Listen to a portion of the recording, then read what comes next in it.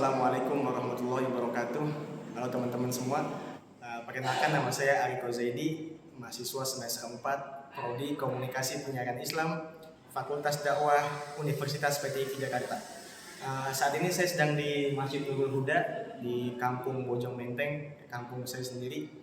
Di kampung ini telah banyak perubahan sosial budaya dari masa ke masa, entah itu dari segi bangunan kah, atau attitude masyarakatnya kah, atau sosial dan sebagainya. Ya, untuk membahas itu semua, saya ingin mewawancarai Bapak Ustadz Mat Thohir, ya, salah satu tokoh masyarakat di sini sekaligus Ketua DKM Masjid Nurul Huda. Langsung saja kita ke beliau. Assalamualaikum warahmatullahi wabarakatuh. Pak Ustadz Thohir, ya Pak Ustadz, saya mohon izin ya mau wawancara tentang perubahan sosial budaya yang ada di kampung kita ini di Bojong Menteng ya Ustadz.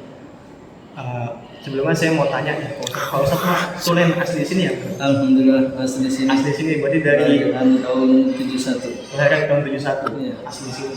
Lahir di Bojong Menteng. Lahir di Bojong Menteng. Besar di sini sampai tua sekarang di sini. Iya. Berarti orang tua juga asli sini ya Asli Pak? sini. Sampai engkong gitu? Iya, sampai nenek itu ada yang berasal dari Jati Asih. Iya, nenek jadi asli aja gitu ya. Iya ya. Jadi selama ini atau 10-20 tahun terakhir kan mungkin banyak yang mencolok gitu Pak Ustadz ya, perubahan yang ada di kampung kita gitu dari segi sosial dan budaya. Kira-kira apa aja tuh Pak Ustadz? Mungkin yang paling mencolok perubahan budaya di sini itu kalau dari tahun 80-an ke 90 itu kan memang dipengaruhi oleh kemajuan zaman. Iya. Dulu kan tahun 80-an, awal-awal 80-an di sini belum ada listrik. Baru listrik itu masuk ke sini itu sekitar tahun 89 baru ada listrik. Akhir tahun 80-an. Nah, itulah mungkin yang tadinya gelap itu ke suasana yang terang, ya udah otomatis. Berarti itu akan terjadi perubahan sosial budaya di sini yang tadinya barangkali masyarakatnya ya artinya setelah maghrib udah sepi gitu kan. Nah, akhirnya setelah itu ramai. Kemudian sosial budaya di sini itu dipengaruhi lagi, berubahnya lagi ya setelah masuknya pendatang-pendatang. Jadi ketika pendatang-pendatang masuk di sini, mereka itu kan masing-masing juga membawa budayanya dari daerahnya. Yang akhirnya ya berbaur di sini ya sedikit banyak mempengaruhi kebudayaan di sini. Walaupun tidak berubah total, tapi sedikit banyak mempengaruhi lah buat sosial budaya di sini gitu. Berarti kalau dulu itu pakai apa Ustadz? Lampu. Ya tahun dulu tuh lampu teplok namanya, jadi pakai minyak tanah. Lentera gitu ya? Iya, ada sumbu nyalain.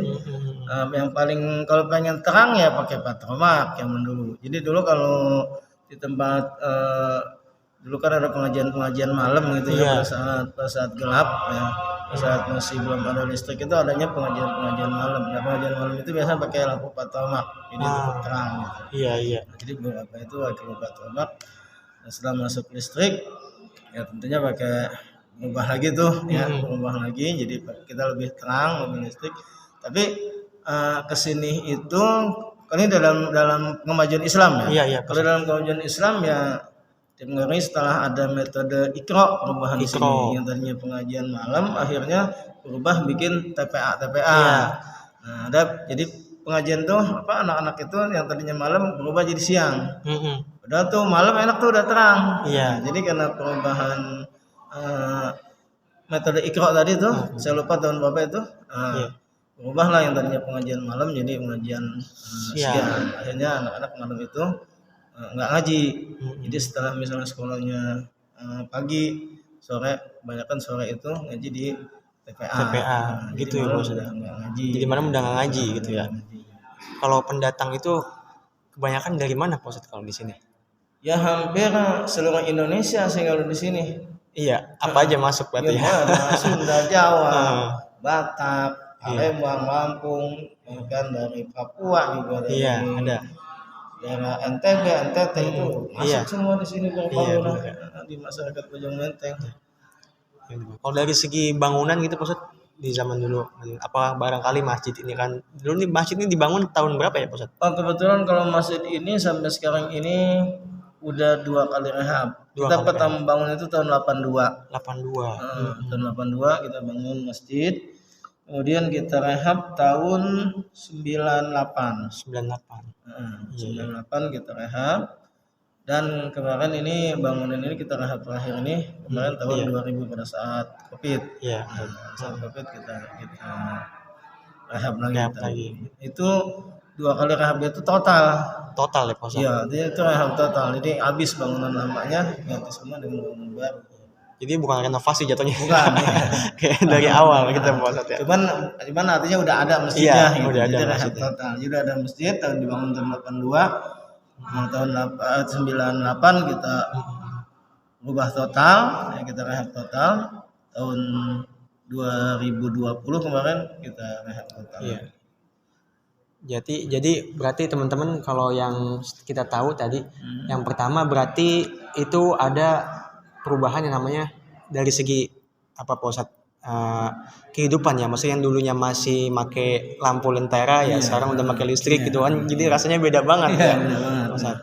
Kan di teknologi lah itu. Iya di teknologi. Kemudian kedua juga kayak pengajian tadi kan yang dulunya ngajinya malam Iya. jadi sore TPA gitu. Berarti kalau dulu kalau bukan pakai Iqra pakai apa tuh Pak Ustadz? Dulu juz amma. Oh juz amma. Jadi juz amma itu di sebelum Al-Fatihah itu, sebelum meningkat ke Al-Fatihah ada ejaan-ejaannya, iya. alif, bata, saja, terus ada aiu, Iya, terus iya. ban bin bun. Iya. Saya masih ingat tuh ada kutiba, itu apa gitu-gitu.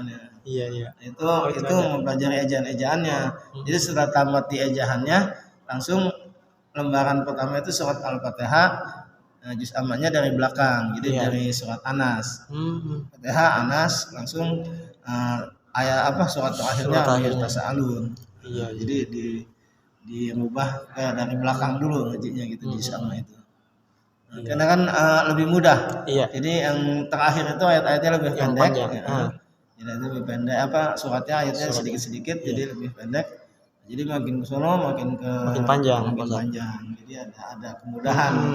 Jadi sambil belajarnya dulu, ngejaannya belum begitu lancar, ketemunya surat-surat yang mudah dulu gitu kan sama. Iya. Gitu. Berarti dulu kayak gitu makanya metodenya ya maksudnya. Kalau sekarang kan Iqra gitu ya. Oh, itu perubahannya dari Iqra. Nah, kemudian ya perubahan yang signifikan sekali mah ya setelah ada internet, barangkali hampir semua lah barangkali ya. Hampir semua kita rasain ya setelah ada internet. Yang tadinya barangkali komunikasinya Benar. lewat harus ketemu harus apa ya sama sih hampir semua daerah hampir semua ya se-Indonesia bisa dunia mungkin ya perubahan budaya yang paling besar ya setelah masuknya HP kemudian internet itu yang paling mempengaruhi budaya itu tadi. Jadi pada dasarnya perubahan budaya di kampung kita ini yang pertama tadi dipengaruhi oleh perubahan teknologi. Ya, dari gelap sampai listrik masuk, sampai ada HP, sampai internet. Yang kedua ya dipengaruhi oleh pendatang-pendatang. Yang mereka itu misalnya dulu kan ya yang bangun-bangun rumah megah gitu kan pendatang dulu gitu. Kalau sini dulu perubahannya kalau untuk bangunan kalau orang dulu di sini itu rumahnya nggak dipagar depannya. Iya. Jadi perbedaannya gitu dulu. Tapi sekarang ya udah ikut kita orang sini juga rumahnya dibikin sama mewah, depannya pada pagar. Ya. Kalau sekarang mungkin nggak kelihatan di mana pendatang, mana orang sini asli.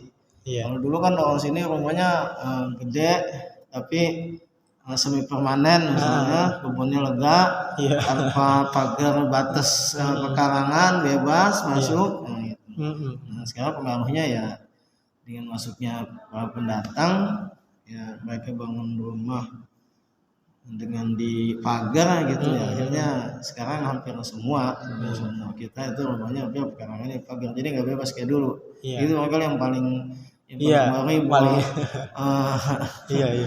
jadi udah kayak di komplek jadi kehidupan ya sekarang kan. Iya benar. Maksudnya kurang tetangga dengan tetangga juga nggak seperti dulu lagi. Iya. Gitu. Ya mungkin itu gotong royong juga mungkin semakin kurang budaya-budaya seperti itu. Nah, kebiasaannya ya Pak Ustadz, maksudnya kebiasaan itu. kita udah terbiasa seperti itu, apalagi ya seumuran saya gitu Pak Ustadz, yang emang milenial apa gimana sekarang nih ya ngikutin gitu Pak Ustadz. Iya, benar. Kadang beda banget sama yang dulu, mungkin masih sering sosialisasi masih bagus gitu, Iya, masih sering dulu kan ketemu. misalnya itu kan apa-apa tuh harus ketemu. Iya. Nggak kayak sekarang harus nelpon, cukup Iya. nelpon di rumah, cukup WA. Iya. Oh, dulu kan harus ketemu. Jadi ya itu.